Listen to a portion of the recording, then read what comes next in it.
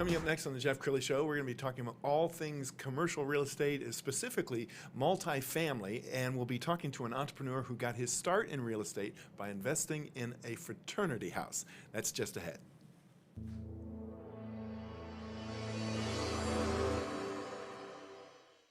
Many are predicting that the worst is yet to come, which is unfortunate, said one person here. Until now, they've enjoyed the reputation of being the nation's icebox. Watched a burglar in his home this morning by webcam. As a journalist of over 25 years, stories are what make my world turn. Reporting live from the Dallas newsroom tonight, Jeff Crilley, Fox 4 News. But in 2008, I took the jump from my familiar life and started a PR firm from my home. We're talking about anyone with a camcorder like the one I'm using becomes a television network. We started slowly growing the company, and we now have over 100 clients, and we've branched into the world of live digital broadcasting. I now own 8 different TV studios and have a huge team, and the stories that I now get to share are sometimes the most important of my life. Life has a funny way of coming on full circle. This is the Jeff Crilley Show.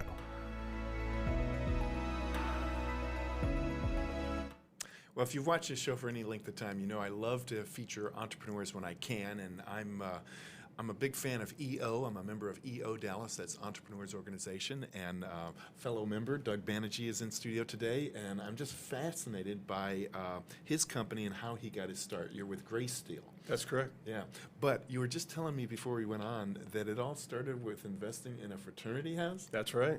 Tell us about that. Yeah, so back in my 20s, I was traveling quite a bit and living out of a suitcase. And a buddy of mine from college, from Virginia Tech, he lives in Morgantown, West Virginia, and he said, "Doug, I need someone with a strong W-2.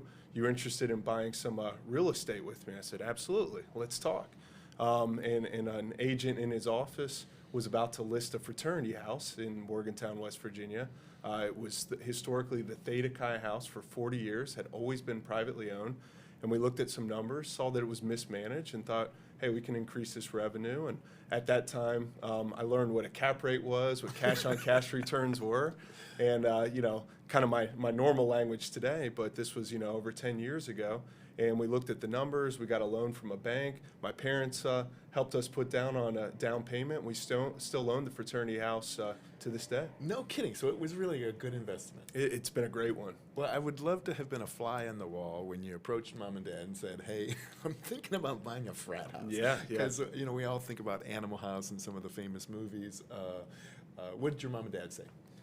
They just kind of trusted me with my judgment because I had the cash, but they wanted to help me out, and really, they didn't.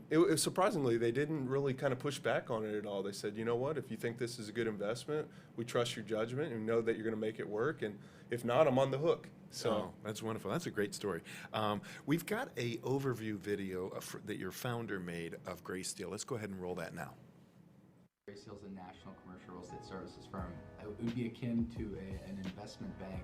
If you own an asset that's a $5 or $50 million asset, you have a few options to get to the most appropriate capital event solution for you. Our firm helps our clients throughout the United States, and they hire us to help them value the asset and then identify the most appropriate solution for them. We go out and create a marketplace, create competitive tension, and then help our client identify the best end result for them, whether it's a sale or a refinance or a recycling of equity capital. We do that on a sole source basis. You guys have been very successful over the years. In fact, you have been featured in DCEO. We've got a little article that we want to put up on the screen so people can see that. That's just amazing. Tell us about the success of the company and how you guys have grown. Yeah, so I founded this office 7 years ago in Dallas, and the company was founded back in 2012. And we've grown from 2 producers to now over 20 in the Dallas office, 10 on the sales side and 10 on the mortgage brokerage side of things. That's amazing. Tell me about the market right now, because this 2020 is one of those just weird years. So take me back to March when the country began to shut down. What happened to real estate?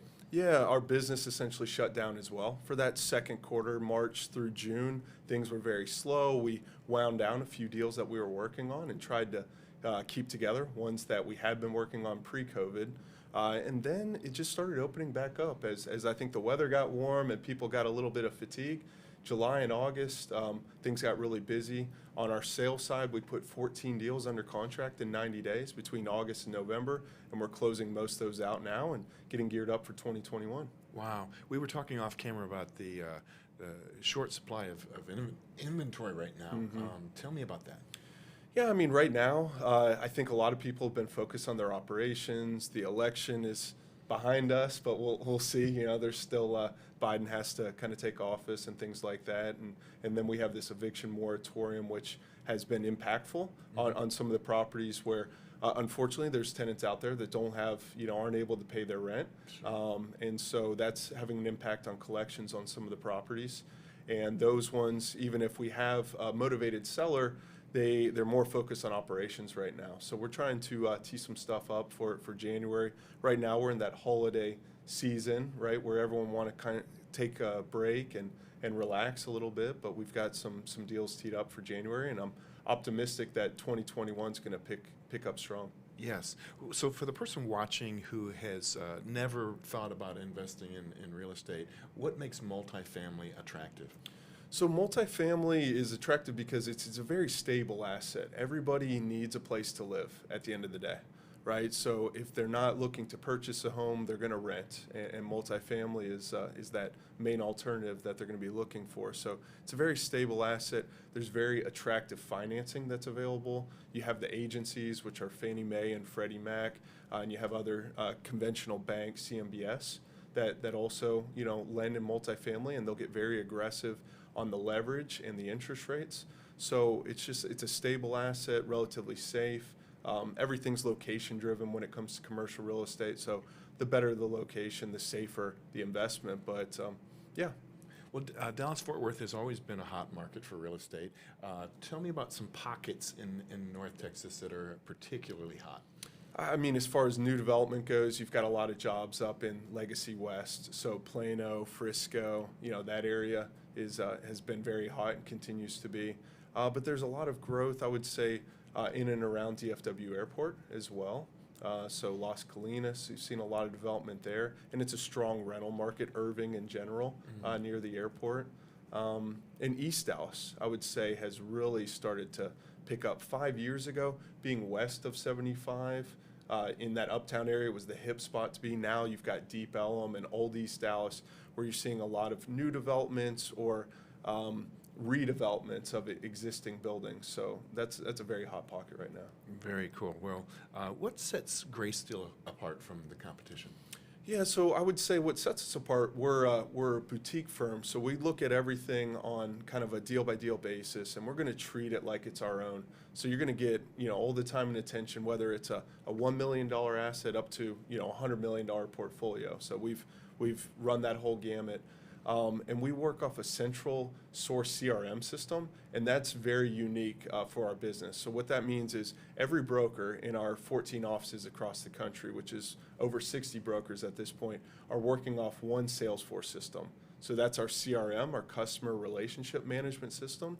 And there's a lot of data that's being fed in there and updated on a daily basis, and our clients get to leverage that information. Wow.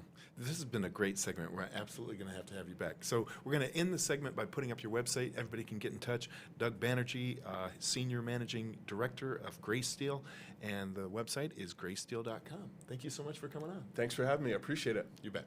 And that's it for now. We'll see you next time.